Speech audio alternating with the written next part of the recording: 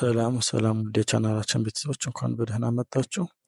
እንግዲህ ከዛሬ በፊት የተመረጡትን ፊደላቶች አንብበን ቃል መስርተን አይተናል ማለት ነው። ዛሬ ደግሞ የምናየው እነዚህ ከዚህ ያሉትን የምናያቸው ፊደላቶች አንብበን ከነዚህ እንዴት ነው ቃላቶችን የምንመሰርት የሚል ይሆናል። ከወደዳችሁት ላይክ፣ ሰብስክራይብ ማድረጋችሁ አትርሱ። እንዲሁም በኦንላይን መማር ፈልጉ እዚህ በማስቀምጥላችሁ ስልክ ቁጥር ላይ ኢሞ፣ ቴሌግራም፣ ዋትስአፕ ላይ መደወል ትችላላችሁ ማለት ነው። ቀጥታ ወደ ትምህርት እንግባ። ለ ሉ ሊ ላ ሌ ል ሎ መ ሞ ሚ ማ ሜ መ ሞ ረ ሩ ሪ ራ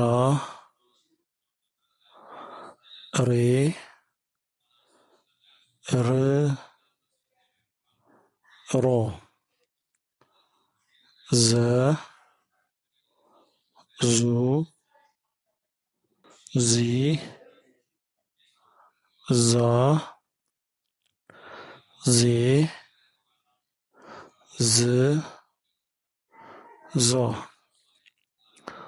ፈ ፉ ፊ ፋ ፌ ፍ ፎ ከ ኩ ኬ ካ ኬ ክ ኮ። አሁን ቃላቶችን የምናየው ማለት ነው። የመጀመሪያው ቃል እንግዲህ ያው መ ፊደልና ሪ ፊደል ናቸው ማለት ነው። ስለዚህ ቃል ሲነበብ መሪ መሪ። ቀጣዩን ቃል ስናይ ደግሞ ያው ዛ እና ዛ ፊደልና ፍ ፊደል እናያለን ማለት ነው። በአንድ ላይ ዛፍ ዛፍ። እሺ ቀጣይ ቃል ደግሞ ይሄ ነው። ፈ ፊደልና ሪ አሉ በአንድ ላይ ፈሪ ፈሪ። እሺ እዚህ ጋር ስንመጣ ደግሞ ካ ፊደልና ፌ ፊደል ናቸው። ካና ፌ በአንድ ላይ ሲጣመሩ ካፌ ካፌ። እሺ እዚህ ጋር ደግሞ አሁንም እንደገና ካና ራ ናቸው ማለት ነው። በአንድ ላይ ካራ ካራ።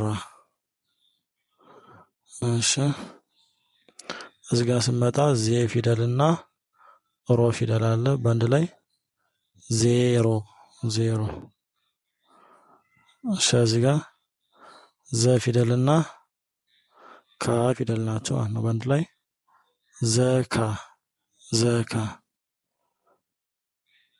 እሺ እዚህ ጋር ስንመጣ ደግሞ ፎ ፊደልና ም ፊደል ናቸው በአንድ ላይ ፎም ፎም። እሺ ወደ ስንመጣ ደግሞ እዚህ ላይ ዛ ፊደልና ዛና ሬ እናገኛለን ማለት ነው። በአንድ ላይ ዛሬ ዛሬ ዛሬ። እሺ ወደ ስንመጣ ደግሞ ኪ ፊደልና ሎ ናቸው ማለት ነው። በአንድ ላይ ሲጣመሩ ኪሎ ኪሎ ኪሎ። እሺ ወደዚህ ስንመጣ ደግሞ ዞ አለ ፊት ላይ ከዛ ደግሞ ራ አለ በአንድ ላይ ቃል ምን ያህል ማለት ነው? ዞረ ዞረ። እሺ እዚህ ጋር ደግሞ ላ ፊደልና ም አለ በአንድ ላይ ላም ላም ይሆናል ማለት ነው። እሺ እዚህ ጋር ሎ ፊደልና ሚ ፊደል አለ ማለት ነው። በአንድ ላይ ሎሚ ሎሚ ሎሚ። እሺ ያ ሚ ፊደል እና ዜ ፊደል አለ ማለት ነው። በአንድ ላይ ሚዜ ሚዜ ሚዜ። እሺ ዘ ፊደል እና ረ ፊደል ናቸው። ይሄ ደግሞ በአንድ ላይ ዘር ዘር። እንግዲህ የዛሬ ቪዲዮ ይህንን ይመስል ነበር። ከወደዳችሁት ማንበብ መጻፍ ለሚፈልጉ ሰዎች እናንተ ተጠቅማችሁ ሸር አድርጉላቸው ይጠቀሙበት ማለት ነው። መልካም